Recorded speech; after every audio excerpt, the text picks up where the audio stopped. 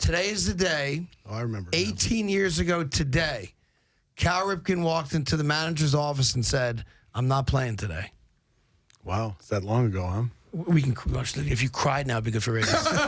Is that how the story went? I mean, is that, I don't even know the story. I made the decision early in the season, if we fall out of the pennant race, this was the time to end it.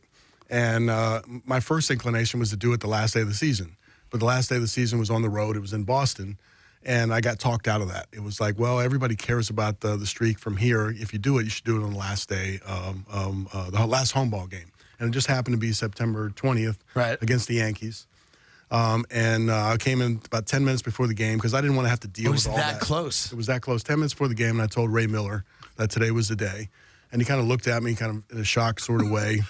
Didn't know what to do. I'm shocked right now. This poor guy. And all I said was, don't make a special announcement and all that kind of stuff. Just let it unfold, and then I'll deal with it. I don't want it to be a distraction for anybody else.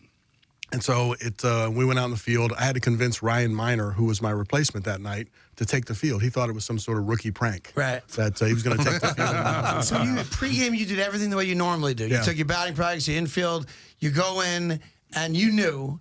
And then 10 minutes before you tell the manager, "I'm not playing," you tell Miner, "You're playing tonight, kid." And what happened from like the national anthem to introductions? So then you take the field right before the national anthem, and I used to run out of the field and catch a pass or something from the first baseman, just some stuff that we used to do by routine. And people would watch that, and all of a sudden they didn't see me running out of the dugout.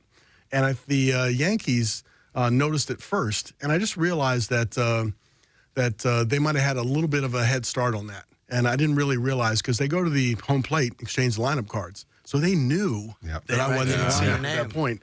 And then looked at Derek Jeter, kind of bent his head and looked at me in the dugout and looked at the field, and I wasn't there.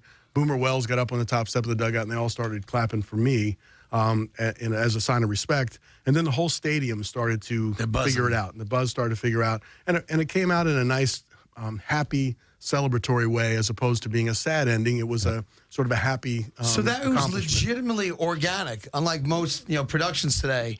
It happened, and it kind of fed through the clubhouses. Like your own team didn't know. No, and it was a reaction that I wanted to deal with it after the fact. I didn't want to deal with it before the game. Yep. And the hard part was trying to figure out what to do during the game.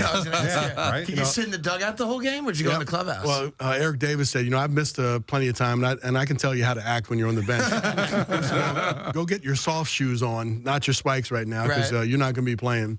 Sit back here, maybe go in, watch an inning in the training room. And then I always had the idea, what do those guys do out in the bullpen? And so I went out and spent the rock pile, you mean? 2 minutes in the bullpen. I'd always look out there, and I wanted to know what that sensation felt like. But I felt like I was on the outside looking in for the first time.